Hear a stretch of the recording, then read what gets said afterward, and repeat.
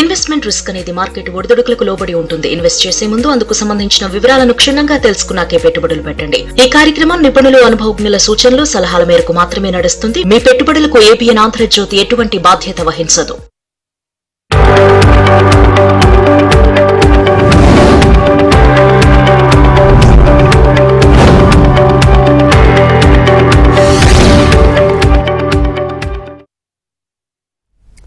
Welcome to ABN business. దేశీయ stock మార్కెట్లు లాభాల్లో ప్రారంభమయ్యాయి. సెన్సెక్స్, నిఫ్టీ లాభాల్లో ట్రేడ్ అవుతున్నాయి. ఇన్ఫోసిస్, విప్రో, వేదాంత షేర్లు లాభాల్లో, అల్ట్రాటెక్ సిమెంట్, ఇక బీపీసీఎల్, ఎస్బీఐ లైఫ్ ఇన్సూరెన్స్ షేర్లు నష్టాల్లో కొనసాగుతున్నాయి. రైట్, ఈ రోజైతే మార్కెట్స్ అయితే పాజిటివ్గా స్టార్ట్ అయిన సిచ్యువేషన్స్ చూస్తున్నాం. మరి ఏ విధంగా కంటిన్యూ అవుతాయి ఏంటో తెలుసుకుందాం. మనతో పాటు ఉన్నారు బిజినెస్ అనలిస్ట్ వివికే ప్రసాద్ గారు. Good morning sir. Good morning అమ్మా. రైట్, ప్రపంచ మార్కెట్తో పోలిస్తే భారత మార్కెట్లు ఓవర్ ప్రైస్డ్ అని చెప్తూ ఉంటారు. సో ఇది నిజమే అంటారా? మీరేమంటారు? మార్కెట్లు ఇప్పుడు కూడా ఓవర్ ప్రైస్ అంటే అర్థం ఏంటంటే, యూజువల్ గా ఓవర్ ప్రైస్డ్, అండర్ ప్రైస్ అని చెప్పడానికి ఎక్కువ మంది వాడేటువంటి సూచిక ఏంటంటే ప్రైస్ ఎర్నింగ్స్ రేషియో అని చెప్తా ఉంటాం. అంటే ఆ కంపెనీలు ఏ కంట్రీలో అయినా సరే, ఆ కంట్రీలో ఉన్న కంపెనీలు ఇండెక్స్ లో ఏమేమి పార్టిసిపేట్ చేస్తున్నాయో వాటి యొక్క మొత్తం వ్యూస్ చూసుకుంటే వాటి యొక్క టోటల్ ఎర్నింగ్స్ కన్నా వాటి మార్కెట్ వాల్యూస్ కనుక బాగా ఎక్కువ ఉంటే ఓవర్ ప్రైస్, లేకపోతే తక్కువ అని చెప్తా ఉంటారు. కాకపోతే దురదృష్టవశాత్తు ఇండియాలో ఏంటంటే, ఒకళ్ళు కనుక ఎవరన్నా పొరపాటున ఓవర్ ప్రైస్ అంటే మిగతా వాళ్ళు చెక్ చేసుకునేటువంటి కనీసటువంటి జాగ్రత్త కూడా తీసుకోకుండా ఊరికే చిలక పలుకుల్లాగా అందరూ అదే చెప్పుకుంటూ పోతుంటారు. నిజానికి మోర్గాన్ స్టాన్లీ వాళ్ళు ఏం చేస్తారంటే, ప్రపంచం మొత్తం మీద ఉన్నటువంటి లార్జ్ అండ్ మిడ్ క్యాప్ షేర్లు అన్ని కూడా ఒక గ్రూప్ లాగా చేసి ఒక ఇండెక్స్ ను ఫామ్ చేశారు వాళ్ళు, ఎక్స్చేంజ్ ట్రేడెడ్ ఫండ్ లాగా. అందులో ఇండియా షేర్ వచ్చేసి ఓన్లీ 1.6% ఉంటుంది, అమెరికా దాదాపుగా 60% ఉంటుంది. అన్ని కలిపి చేస్తే వాటికి ప్రపంచ దేశాల కన్నా ఇండియా ఓవర్ ప్రైస్ అంటారు కదా, వాళ్ళ మొత్తంలో కేవలం 1% ఇండియా ఉంటే మొత్తం 93%, 98% బయట వాళ్ళు ఉంటే వాటి యొక్క టోటల్ పిఈ రేషియో అంతా చూస్తే 24.25, 24.35 ఉంది. అంటే అర్థం ఏంటి, ప్రపంచంలో ఉన్న అన్ని మార్కెట్లలోకి మంచి కంపెనీలు ఎన్నుకుని తీసుకుంటూ వచ్చింది 24.25. అదే ఇండియాలో ఎంత ఉందని చూస్తే ఇప్పుడు ఏది ఓవర్ ప్రైస్ అని చెప్పిన మనకి 22.9. అంటే అర్థం ఏంటి, ప్రపంచం మొత్తం మీద ఉన్న అవకాశాలతో పోలిస్తే ఇండియా అవకాశాలు ఎక్కువ ఉంటే 22.9 ఉంటే ఇదేం ఓవర్ ప్రైస్ ఏంటి, 24.25 ఉంటేనే అదేం అండర్ ప్రైస్ ఏంటి. పైగా వాళ్ళు లెక్కేసేటువంటి ఓవర్ ప్రైస్ ఉన్న దానిలోనూ ఆ పి రేషియోలో ఒక తప్పు కూడా ఉంటుంది. తప్పు కాదు, ఒక స్టాండర్డ్ ఏంటంటే 60 కన్నా పిఈ రేషియో ఏదైనా కంపెనీకి ఎక్కువ ఉంటే ఆ పైదంతా తీసేసి కేవలం 60నే కలుపుతారు. అంటే వాళ్ళు చెప్పిన 24 అనేది యాక్చువల్గా అడ్జస్టెడ్ వాల్యూ. అలా ఎక్కువ వచ్చింది కన్నా తీయబోతే బహుశా 26, 27 ఉండేది, ఎందుకంటే ఎన్విడియా అందులో ఉంది కాబట్టి.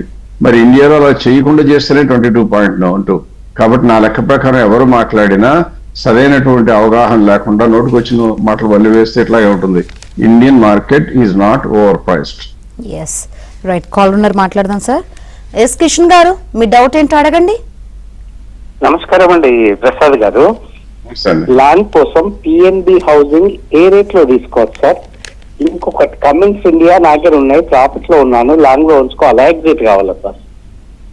పిఎన్బి హౌసింగ్ అనేది లాంగ్ టర్మ్ అయితే ప్రైస్ అని అడగక్కర్లేదండి. ఆ కంపెనీ మంచిదా కాదని అడిగితే చాలు. ఆ కంపెనీ మంచిదా కాదంటే మంచిదే, 937. కాకపోతే మీరు అన్నంతగా లాంగ్ టర్మ్ ఉంచుకోవాలంటే ఎటువంటి కంపెనీ మనం లాంగ్ టర్మ్ ఉంచుకోవాలని ఆలోచించవచ్చు అంటే, ఏ కంపెనీకి అయితే అపారమైన గ్రోత్ ప్రాస్పెక్ట్స్ ఉంటాయో పెరగడానికి ఆ కంపెనీని లాంగ్ టర్మ్ ఆలోచించాలి. ఏ కంపెనీని లాంగ్ టర్మ్ కాకుండా కేవలం లాభం కోసం ఆలోచించాలి అంటే పెద్దగా బిజినెస్ లో విపరీతమైనటువంటి ఎక్సైట్మెంట్ ఇచ్చే న్యూస్ ఏమీ లేవు. టాప్ లైన్ విపరీతంగా పెరగడానికి అవకాశం లేదు. ఆ మార్కెట్ లో దాదాపుగా చాలా మంది ఆల్రెడీ ఉన్నారనుకుంటే మనం చూడవలసింది ఇవాళ ఈ రోజున కొనుక్కుంటే మనకి రాబోయేటువంటి 3-6 నెలల్లో లాభం వస్తున్నది లేదని చూడాలి. ఆ రకంగా చూస్తే ఇప్పుడు డేటా ప్రజెంట్ చేస్తున్నాను, స్క్రీన్ మీద మీరు చూస్తే కనపడుతుంది. PNB housing is doing very well. అన్నిటికన్నా ముందు దీని పిఈ రేషియో ఎంత, ఇప్పుడే మనం ఇవాళ మాట్లాడాం. ఇండెక్స్ పిఈ రేషియో 22.9 ఉందంటే లాభాలు బాగుండి అన్ని రకాల బ్రహ్మాండంగా పెర్ఫార్మెన్స్ ఉన్న కంపెనీ. 6,800 టోటల్ టాప్ లైన్ ఉంటే అది 8,100 కోట్ల కంటే కేవలం 1,300 కోట్లు, లెస్ దాన్ 20% పెరిగితే ప్రాఫిట్ మాత్రం 1,300 నుంచి 2,150 crores వచ్చింది. అంటే బ్రహ్మాండంగా పెరిగిన కంపెనీ. మార్జిన్ కూడా 19% ఉండే మార్జిన్ 26.31% వచ్చింది. ఎంత బ్రహ్మాండంగా ఉన్నా కూడా దాని పిఈ రేషియో 11.36 ఉంది. ఎందుకు ఉంది అంటే ఈ కంపెనీలో టాప్ లైన్ విపరీతంగా పెరగడానికి అవకాశం లేదు. అందువల్ల this company is good or bad అంటే గుడ్ టు బై, బికాస్ 937 ఉంది, 1,188 వరకు ఫేర్ ప్రైస్ ఉంది కాబట్టి కొనుక్కుంటే కొనుక్కోవచ్చు. కానీ లాంగ్ టర్మ్ అనే మాటకు మాత్రం నా లెక్క ప్రకారం this is not a good company. ఇంకోటి కమిన్స్ అన్నారు, అది కూడా ఇప్పుడే చూద్దాం. ఏ కంపెనీ అయినా కృష్ణ గారు మీరు చాలాసార్లు మనతో మాట్లాడుతుంటారు కూడా గుర్తుంచుకోండి, కొనుక్కునే ప్రతి కంపెనీ కూడా లాంగ్ టర్మ్ కనకండి. కమిన్స్ ఇండియా చూస్తే మాత్రం ఆల్రెడీ ప్రాఫిట్ లో ఉందన్నారు. ప్రాఫిట్ లో ఉన్నంత మాత్రం అమ్మవలసిన అవసరం లేదు. దాని పీ రేషియో 53 ఉందని కూడా అమ్మాల్సిన అవసరం లేదు. కొన్ని కంపెనీలు ఎక్కువ, కొన్ని కంపెనీలు తక్కువ ఉంటాయి. ఈ కంపెనీకి క్యాపెక్స్ సైకిల్ ఇండియాలో రివైవ్ అవుతున్న ఈ సమయంలో ఆర్డర్లు కూడా విపరీతంగా వస్తాయి. అందువల్ల నేను కంగారు పడక్కర్లేదు. 4,461 మార్కెట్ లో ఉంటే 5,700 is the fair price. So ఇంకా 1,300 దాదాపుగా 30% వరకు గ్యాప్ అది పెరగడానికి. సో ఎట్టి పరిస్థితుల్లో లాభం వచ్చిందని మాత్రం దయచేసి అమ్మకండి, కంటిన్యూ టు హోల్డ్. రైట్, మరో కాల్ ఉన్నారు సార్, మాట్లాడదాం. గణేష్ గారు, ఏ స్టాక్స్ గురించి తెలుసుకోవాలనుకుంటున్నారు? సార్ నమస్తే అండి, ప్రసాద్ సార్ నమస్కారం అండి. ఎస్ చెప్పండి. నా దగ్గర నాట్కో ఫార్మా 8% ప్రాఫిట్ లో ఉన్నానండి. అది అమ్మేసి ఫోర్టీస్ హెల్త్ కేర్ గానీ లేదంటే ట్రాన్స్ఫార్మర్స్ అండ్ రిపేర్స్ కానీ తీసుకోవచ్చా? నాట్కో ఫార్మా అడిగారు. నాట్కో ఫార్మా మాత్రం ఖచ్చితంగా అమ్మచ్చు. ఒక నిమిషం కూడా ఆలోచన చేయాల్సిన అవసరం లేదు. పైగా లాభంలో ఉన్నారు. చాలా తక్కువ మంది నాట్కోలో ఇప్పుడు లాభంలో ఉన్నారు. కాబట్టి మీరు ఖచ్చితంగా బుక్ చేసుకోవాలి కూడా. ఎందుకంటే ఈ కంపెనీ వర్కింగ్స్ కొద్దిగా దెబ్బతిన్నమాట కరెక్ట్. 44% ఇట్లా ఉండే మార్జిన్ అంతా పడిపోయి ఇప్పుడు 35%కి వచ్చింది. అంత కరెక్షన్ దాదాపుగా 20% మార్జిన్ లో కరెక్షన్ వచ్చిన తర్వాత ఆ కంపెనీ ఇంకా ఉంచుకోవటం అనేది తెలివి తక్కువ. నేను అన్ను లాభాలే తగ్గినాయి, నష్టమే రాలా. కానీ ఇంతకన్నా మెరుగైన కంపెనీలు చాలా ఉంటాయి. ఇది అమ్మేసి ఇంకోటి 2 కంపెనీలు చెప్పారు మీరు నాకు. కొద్దిగా ఒకసారి చెప్తారా మళ్ళీ? కాల్ కట్టింది సార్. ఓకే రైట్ సార్, మరో కాల్ ఉన్నారు, మాట్లాడదాం. లక్ష్మి గారు, ఏ స్టాక్స్ గురించి తెలుసుకోవాలనుకుంటున్నారు? మాట్లాడండి. నమస్తే మేడం. నమస్తే సార్. నమస్తే. నా దగ్గర ఏషియన్ పెయింట్ షేర్స్ ఉన్నాయండి, అలాగే ఆక్వోజోనోబుల్ షేర్స్ ఉన్నాయి. ఒకసారి చెప్పండి మన పేరు ఏంటి? ఏషియన్ పెయింట్స్, ఆక్వోజోనోబుల్ అండి, ఆక్వోజోనోబుల్. ఓకే, 2 పెయింట్స్ ఉన్నారండి. ఏషియన్ రెండు పెయింట్ పెయింట్ 2,500 అండి, ఆక్వోజోనోబుల్ 3,000 లో కొన్నానండి. ఇప్పుడు ఏషియన్ పెయింట్స్ చాలా రోజుల తర్వాత విపరీతంగా పడిపోయిన తర్వాత, అంటే మార్జిన్లు కాంట్రాక్ట్ అవుతూ అవుతూ అవుతూ అవుతూ వచ్చి ఒక రకంగా నీరసం నిస్సత్వం వచ్చిన సమయం నుంచి కొద్దిగా పుంజుకోవడం మొదలు పెట్టింది. ఇప్పుడు బాగుందా అంటే బాగానే ఉంది. మీరు మార్జిన్స్ కన్నా చూస్తుంటే స్క్రీన్ మీద కనపడుతుంది. ఎందుకు చెప్పాను అనేది 15% ఉండే మార్జిన్ 15.71కి వెళ్ళి 14.7, 13.54, 12.4, 10.98, లాస్ట్ క్వార్టర్ అయితే మరీ ఏం చేయంగా 10.78. ఎప్పుడూ లేనంత తక్కువగా మార్జిన్స్ పడిపోయినాయి. ఏ కంపెనీ కూడా ఉన్నటువంటి డిజపేర్ అయిపోయింది. ఇటువంటి ఏషియన్ పెయింట్స్ లాంటి పెద్ద కంపెనీలు ఏమి మాయమైపోయి పారిపోవు. అది ఇప్పుడు కొద్దిగా రికవర్ అయిపోయి 11.56 వచ్చింది. అందువలన ఇప్పుడు ప్రాఫిట్ చూస్తేనేమో 5,100 కోట్లు ఉండే కంపెనీకి ఇప్పుడు 3,964 బాటమ్ లో ఉంది. ఇప్పుడు ఇంతకన్నా పడిపోవడానికి అవకాశం ఉంటుంది అంటే ఉండే అవకాశం బాగా తక్కువ. కాబట్టి ఏం చేయాలి మనం ఈ టైంలో కొనుక్కోవడానికి జంకవలసిన అవసరం లేదు. ఉంటే కూడా ప్రాఫిట్ లో ఉన్నా లాస్ లో ఉన్నా భయపడవలసిన అవసరం లేదు. 3,500 రూపాయలు పైకి వెళ్ళిపోతే అది కూడా డిసెంబర్ రిజల్ట్స్ వచ్చే లోపలే కనుక ఆ రేట్కి వస్తే అమ్మాలి, కానీ అదర్వైజ్ దాన్ని అమ్మాల్సిన అవసరం లేదు. అది ఇంకోటి యాక్సోనోబుల్ అన్నారండి. ఇది మొన్న ఒక రోజున ఒకేసారి విపరీతమైన సేల్స్, అంటే వాల్యూమ్ విపరీతంగా రావడంతో పడిపోయింది తప్పితే ఆ కంపెనీలో ఏదైనా నెగిటివ్ ఉందా అంటే నాకైతే ఏమీ నెగిటివ్ కనపడలేదు. ఈ మధ్య వచ్చిన ఎక్స్ట్రాడరీ ఇన్కమ్ తప్పితే. అందువల్ల ప్రస్తుతం చూడవలసింది ఏంటంటే ఆ కంపెనీని భయపడవలసిన అవసరం దానికి కూడా ఏం లేదు. ఆ తగ్గిన కారణం ఏంటంటే మార్కెట్ లో విపరీతంగా వచ్చిన కరెక్షన్ స్పెషల్ ఎఫెక్ట్ కింద వచ్చింది. కాబట్టి ఎప్పుడు కూడా రిజల్ట్స్ లో బ్రహ్మాండమైన ఎక్సెప్షన్ ఐటమ్ వస్తుందని తెలిస్తే ముందు కొనుక్కుంటారు ఎక్కువ మంది. ఆ కొనుక్కున్న వాళ్ళు ఒకసారి దవామని అమ్మేస్తారు. అంటే పంప్ అండ్ డంప్ అని చెప్పను కానీ ఆపర్చునిటీ ఎన్కాష్ చేసిన వాళ్ళు చాలా మంది ఉంటారు. దాని మూలంగా జరిగిన correction 3,100 looks like a good price. ఏం భయపడక్కర్లేదు. 2 ఉంచుకోవచ్చు, కానీ పెయింట్ ఇండస్ట్రీ నుండి 2 ఉంచుకున్నారంటే కొద్దిగా బాధేస్తుంది. ఇప్పుడు ఒక ఇండస్ట్రీలో మీ పోర్ట్ఫోలియోలో 20% కన్నా ఉండకూడదు. ఒకవేళ మీ పోర్ట్ఫోలియో చాలా ఎక్కువ అయితే కనుక పర్వాలేదు. Otherwise try to keep only 1 company, అది కూడా ఏషియన్ పెయింట్స్ ఉంచుకోండి. యాస్కోనోబెల్ కన్నా అది బెటర్. రైట్ సార్, మరో కాల్ ఉన్నారు. ఎస్ శ్రీనివాస్ గారు, మీ స్టాక్స్ ఏంటో చెప్పండి. సార్ నమస్కారం సార్. నమస్తే అండి. సార్ నాకు ఒక 3 స్టాక్స్ డౌట్ సార్. ఇది లాంగ్ టర్మ్ ఉంచుకుందాము అనే ఉద్దేశంతో అడుగుతున్నాను sir. First company Fineotex chemical. Fineotex chemical is Fineotex chemical sir.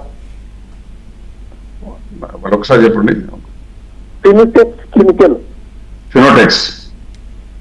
రెండోది వచ్చేసి ఓరియంట్ టెక్నాలజీ. మూడోది వచ్చేసి Orient technology sir. Next the తర్వాత వచ్చేసి సులాభన్యాస్ సార్. ఈ 3 లాంగ్ టర్మ్కి కొనుక్కోవచ్చా? ఒక 4-5 ఇయర్స్ ఉంచుకోగలుగుతాను, ఎవరి క్వార్టర్ చూసుకోగలుగుతాను సార్. ఏమనుకోకండి అంటున్నాను. మీరు 4 సంవత్సరాలు ఉంచుకుంటానా 40 సంవత్సరాలు ఉంచుకుంటానా దానికి స్పెషల్ కన్సిడరేషన్ ఇచ్చి పాపం ఆయన కొనుక్కుంటానన్నారు, రేటు పెంచుతామని ఎవరు ప్రయత్నించరు. అట్లా ఆలోచనే అక్కర్లా మనకి. మనకి స్టాక్స్ కొనుక్కోవడానికి ఉన్న ప్రధాన జయం ఏంటి, లాంగ్ టర్మ్ ఉంచుకుంటానని చెప్పడం మీకు నాకు బయట వాళ్ళకి వినడానికి బాగుంటుందేమో కానీ నాకు అంత రుచించదు. కారణం, మనం కొనుక్కోవటానికి మీకున్న మెయిన్ కారణం లాభం కోసం కొనుక్కోవాలి, లాభం వచ్చే వరకు ఉండాలి. అనుకున్న దానికన్నా 4 ఏళ్ళు ఆగుదాం అనుకుంటే 1 year లోనే లాభం వచ్చింది అనుకోండి, ఆ రేట్ వస్తే ధైర్యంగా అమ్ముకుని బయటికి వెళ్ళాలి. కానీ 4 ఏళ్ళు ఉందాం అనుకుని చెప్పాను మార్కెట్లో బాధపడతారేమో అనుకోకండి. Don't worry about it. మీరు చెప్పిన వాటిలో ఒక కంపెనీ చెప్తాను, అన్ని కంపెనీలు చెప్పాలంటే కష్టం కాబట్టి. సోలో వైన్యార్డ్స్ అయితే మాత్రం చూస్తే ఇప్పుడు ప్రస్తుతానికి దానికి ఒక రకంగా డౌన్వర్డ్ ట్రెండ్ లో ఉంది, అంటే గ్రోత్ అనేది లేదు. ఆ గ్రోత్ లో లేని కంపెనీలు కొనుక్కోవాలంటే ఎవరో కూడా చేయవలసింది. ఎట్టి పరిస్థితుల్లో కూడా గ్రోత్ లో లేని కంపెనీ రిటైల్ ఇన్వెస్టర్స్ కొనకూడదు. కారణం ఏంటంటే ఎప్పుడు పడిపోతుందో తెలియదు. అన్నిటి నుంచి గ్రోత్ లో లేని కంపెనీ ఎందుకు కొనుక్కోవాలి? కొన్ని వందల కంపెనీలు గ్రోత్ లో ఉండి మంచి అట్రాక్టివ్ ప్రైస్ లో దొరుకుతుంటే ఆ కంపెనీనే కొనుక్కోవడానికి ప్రయత్నం చేయడం నా లెక్క ప్రకారం అవివేకం. So Sula vineyards is definitely not to buy. అసలు లాంగ్ టర్మ్ అయితే ఆలోచన అక్కర్లేదు ప్రస్తుతం. రైట్ సార్, మరో కాలర్ ఉన్నారు. నాయుడు గారు, ఈ స్టాక్స్ గురించి చెప్పండి. సార్ నమస్తే సార్. ప్రసాద్ సార్ నమస్తే సార్. నమస్తే అండి. సార్ ఒక 3 స్టాక్లు ఫేర్ క్యాప్ చెప్పాలి సార్. ఇది Amara Raja batteries, Bajaj housing and VA Tech Wabag, VA Tech Wabag, 3 sir. ఈ 2 చెప్తున్నా. అమర్ రాజా బ్యాటరీస్ ఉన్నారు, ఆ కంపెనీకి ప్రస్తుతం పొలిటికల్ హెడ్ విండ్స్ అన్ని తీరిపోయి కొద్ది గొప్ప వాళ్ళకి కావాల్సిన గవర్నమెంట్ కొద్దిగా ఏపీలో కూడా వచ్చింది కాబట్టి పక్కనే ఆ టైంలోనే ప్రాజెక్ట్ ఆల్రెడీ తెలంగాణ కూడా మూవ్ చేశారు. వాళ్ళు ఈ కొత్త బ్యాటరీ టెక్నాలజీలోకి వెళ్ళిపోయి చేసిన తర్వాత మొదట్లో ఏమొస్తుందంటే కొద్దిగా వచ్చిన ఇంటర్నల్ గా వచ్చిన క్యాష్ ఫ్లోస్ మొత్తం కూడా బిజినెస్ లో ఇన్వెస్ట్ చేస్తారు. అటువంటి సమయంలో ప్రాఫిటబిలిటీ ఎక్కువ పెరగదు, అందువల్ల కొద్దిగా స్తబ్దత వచ్చిన మాట కరెక్ట్. కానీ కంపెనీ బాగాలేదా అంటే కంపెనీ కూడా ఇంతకుముందు వాళ్ళ మనం మాట్లాడే ఏషియన్ పెయింట్స్ ఎలా అయితే చెప్పారు, ఈ కంపెనీ కూడా దాదాపు 8% ఉండే మార్జిన్ తగ్గుతూ కాంట్రాక్ట్ అయిపోయి 6.63కి రావడం. దట్ ఈస్ ఇన్ రిలేషన్ చూస్తే కనుక ఏ కంపెనీ అయినా ఎక్స్పాన్షన్ కొత్త ప్రాజెక్ట్ పెట్టాలనుకున్నప్పుడు ఇలా జరుగుతూ ఉంటాయి. So this is nothing abnormal. ఇప్పుడు 6.63 పెరిగింది అంటే అర్థం ఏంటి? ఆ మేజర్ ఎక్స్పాన్షన్ లో కావాల్సిన మేజర్ ఎక్స్పెండిచర్ అంతా దాదాపు ఇన్వెస్ట్మెంట్ చేసినట్టుగా కనపడుతుంది. అందువల్ల ఇక్కడ నుండి మాత్రం రాబోయే రోజుల్లో విపరీతంగా తగ్గే అవకాశం లేదు. అందువల్ల ఇప్పుడు కొనుక్కోవాలంటే ఖచ్చితంగా కొనుక్కోవాలి. ఉన్నదండి ఉంచుకోవాలంటే ధైర్యంగా ఉంచుకోవాలి, ఏమాత్రం ఆలోచన లేకుండా. 1400 రూపీస్ రేంజ్కి వస్తేనే దాని గురించి అమ్మటం మాట్లాడాలి, కానీ అదర్వైజ్ మీరు ఏమి కూడా దాని గురించి కంగారు పడక్కర్లేదండి. వాటెక్ బాగా అన్నారు కదా, ఇంకో కంపెనీ అది చెప్పారు, మిస్ అవుతుంది. బజాజ్ ఫైనాన్షియల్ అనుకుంది సార్. బజాజ్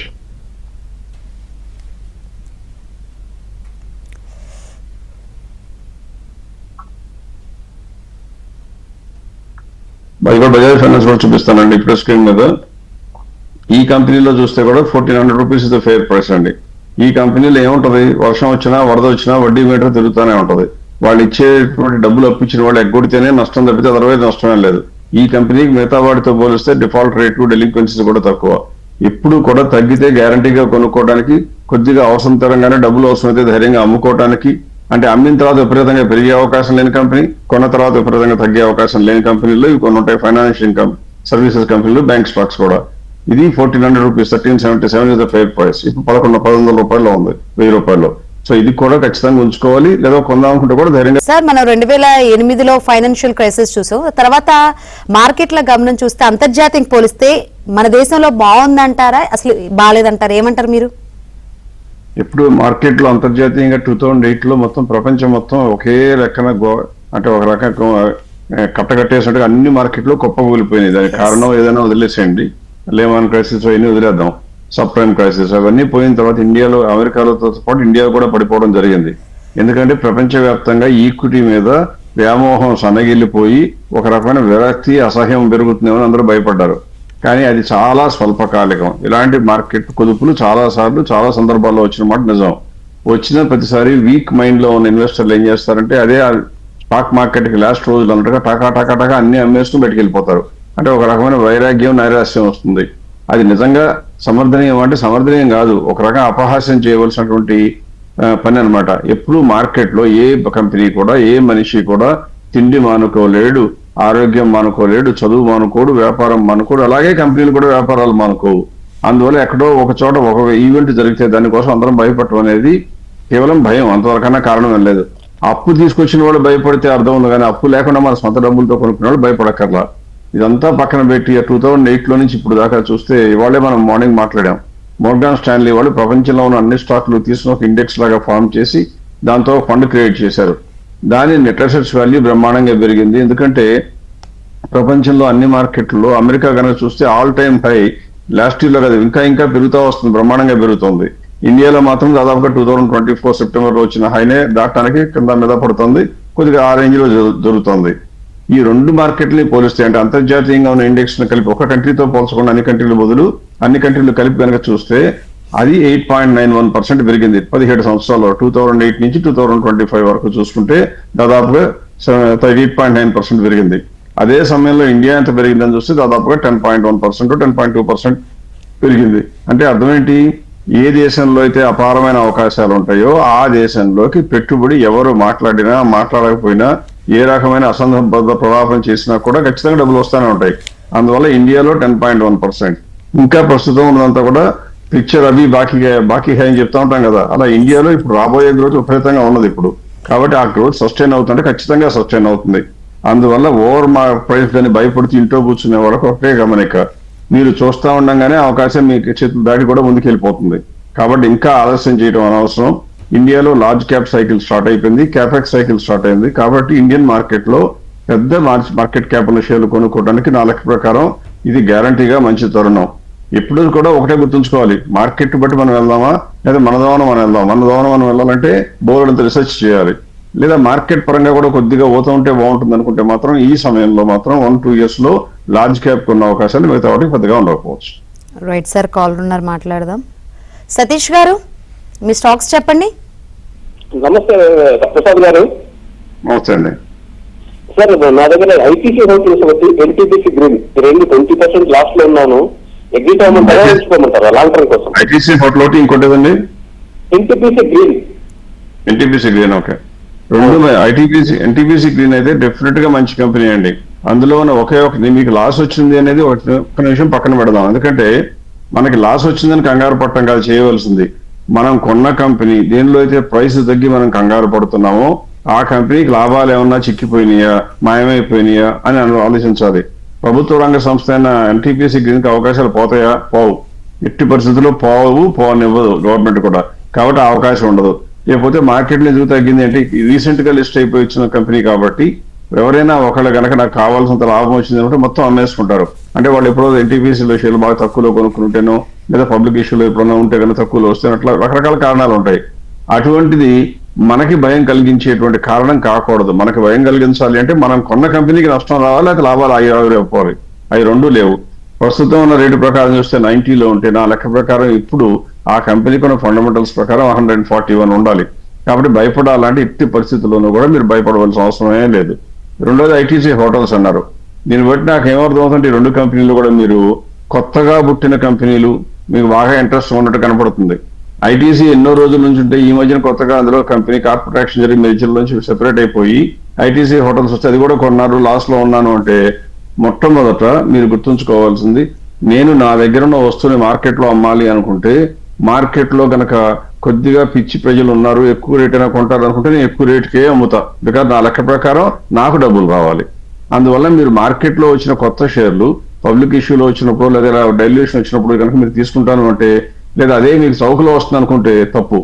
ఒక రోజుల్లో చాలా రోజుల క్రితం కంట్రోలర్ ఆఫ్ క్యాపిటల్ ఇష్యూస్ ఇండియాలో ఉన్న రోజుల్లో ఏ కంపెనీ అయినా కూడా 10 రూపాయలకే ఇవ్వాలని లేదా ఫేస్ వాల్యూ ప్రకారం 100 రూపీస్కే ఇవ్వాలని చెప్పేవాళ్ళు. అప్పుడు లాటరీ వేసినట్టుగా అందరం ఎగబట్టడం మంచి పద్ధతి. ఇప్పుడు మాత్రం అది చాలా చాలా పొరపాటు పని. ఎందుకంటే ఇన్వెస్ట్మెంట్ బ్యాంకర్లు విపరీతంగా అనలైజ్ చేసి ఏ రేటు వరకు కొనుక్కునే కెపాసిటీలో చూసి ఆ రేటుకి ఇస్తారు.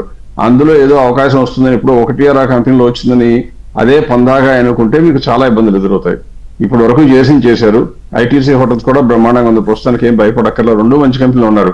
కానీ ఎహ నుండైనా అటువంటి కొత్త కంపెనీలోకి మాత్రం వేలు పెట్టి గెలుపుదామని ట్రై చేయకండి.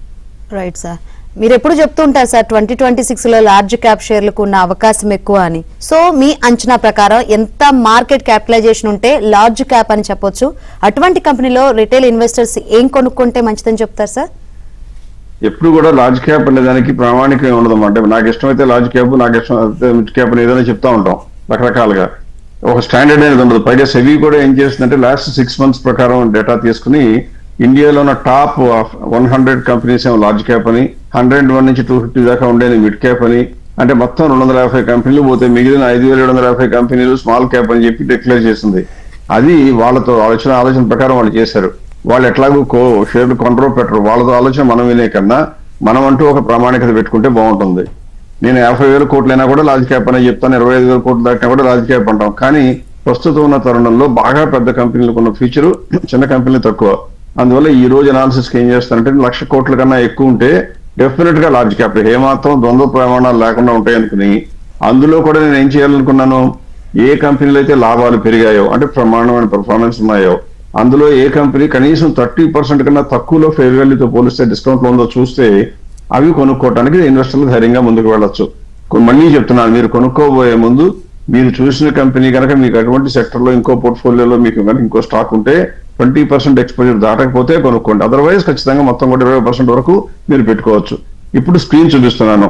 స్క్రీన్ లో ఉన్న కంపెనీలే మీరు చూస్తే మీకు కనపడతా ఉంటాయి. చూడండి, టాటా స్టీల్ ఉంది, మెజగాన్ డాక్ ఉంది, సిజీ పవర్ ఉంది. ఇవన్నీ కూడా 50% కన్నా ఎక్కువ కలగడానికి ఎన్టీపీసీ ఉంది, అంబుజా సిమెంట్స్ ఉంది, శ్రీ సిమెంట్స్ ఉంది, JSW steel, Bajaj holdings investment company కంటే వదిలేదు. కానీ దివీస్ ల్యాబొరేటరీస్ మన తెలుగు కంపెనీ, అపోలో హాస్పిటల్స్ కూడా తెలుగు వాళ్ళదే, పాలీ క్యాబ్ ఉంది, తర్వాత ఐఆర్ఎఫ్సి ఉంది, వరుణ్ బెవరేజెస్. ఇంకా అన్ని చెప్పక్కర్లేదు. అక్కడ దాకా వచ్చినా కూడా దాదాపుగా 10-12 కంపెనీలు చెప్పాం. ఇన్ని కంపెనీలు 1,00,000 కోట్ల కన్నా ఎక్కువ ఉండి లాభాలు పెంచుకుంటూ 30% కన్నా డిస్కౌంట్ లో ఉంటే ఇంకా భయపడాల్సిన అవసరం ఏంటి? కాకపోతే ఇందులో మీరు అనుకున్నట్టుగా ఎక్సైట్మెంట్ ఓవర్ నైట్ పెరగడం అట్లాంటి హుషారైన మాటలు రావు, స్లోగా ఉంటాయి. కానీ పెరగడం మాత్రం దాదాపుగా తథ్యం కింద చెప్పొచ్చు. ఇటువంటి కంపెనీలో కొనుక్కుంటే 2026 లో టర్బులెన్స్ వచ్చినా కూడా మీరు మాత్రం మనశ్శాంతిగా ఉండగలుగుతారు. రైట్ సార్, కాల్ ఉన్నారు శ్రీకాంత్ గారు. సార్ నమస్కారం సార్. నమస్తే. నాకు 2 సెక్టర్ లో నుంచి నేను 2 స్టాక్స్ ని సెలెక్ట్ చేసుకున్నాను సార్. లిక్కర్ లో వచ్చేసి అలైట్ బ్రాండర్స్ తోటి, టైర్ కంపెనీలో సిఎస్ టైర్ సార్. ఇవి ఫండమెంటల్ గా ఎలా ఉన్నాయి? ఒక కంపెనీ సైజ్ ఎంతో చెప్పండి. 1000 కోట్లన్నా ఉందా మార్కెట్ లో? అలైట్ బ్రాండర్స్ తోటి సిఎస్ టైర్ సార్. ఈ 2 సెక్టర్ నుంచి ఈ 2 ఒకసారి క్లారిటీగా చెప్పండి. అలైట్ బ్రాండర్స్ తోటి సిఎస్ టైర్ సార్. అన్లక్ బ్యాడ్ లక్ ఏంటంటే ఆ 2 కంపెనీలు ట్రాకే చేయను. అంటే బహుశా చిన్న కంపెనీలు అయి ఉంటాయి. మీరు రీసెర్చ్ చేస్తే కనుక మీరు రిటైల్ ఇన్వెస్టర్ అని అర్థమవుతుంది. కాబట్టి దయచేసి ఇన్నిసార్లు మొత్తుకుంటున్నాను, మీ డబ్బులు మీకు వస్తే మీకే లాభం, నాకేం లేదు. కానీ దయచేసి గుర్తుంచుకోండి, రాబోయే రోజుల్లో మిడ్ క్యాప్ స్మాల్ క్యాప్ కన్నా లార్జ్ క్యాప్ అవకాశాలు ఎక్కువ. రీసెర్చ్ ఎక్కువ చేయాలి. చిన్న కంపెనీలో అంకెలు బాగా కనపడతాయి కానీ వెనకాల బాకులు ఉంటాయి, కత్తులు ఉంటాయి. అటువంటి కంపెనీలకు వెళ్ళబోయే ముందు 1-2 సార్లు ఆలోచించుకోండి దయచేసి. ఒకవేళ కాదు సార్ నేను బాగా రీసెర్చ్ చేశాను అనుకుంటే మాత్రం మీ మీద మీకు పూర్తిగా నమ్మకం ఉంటే కొనండి. అంత నమ్మకం ఉంటే జనరల్ గా సలహా కోసం అడగరు. కాబట్టి నా అంచనా ప్రకారం పూర్తిగా మీరు అనలైజ్ చేసి ఉండకపోవచ్చు. అలా గనక అయినట్లయితే దయచేసి కష్టపడి సంపాదించిన డబ్బుల్ని ఇటువంటి రిస్కీ వాటిలో పెట్టడం ఎంకరేజ్ చేయడం మంచి పద్ధతి కాదు. I encourage you to not to go back, not to go there.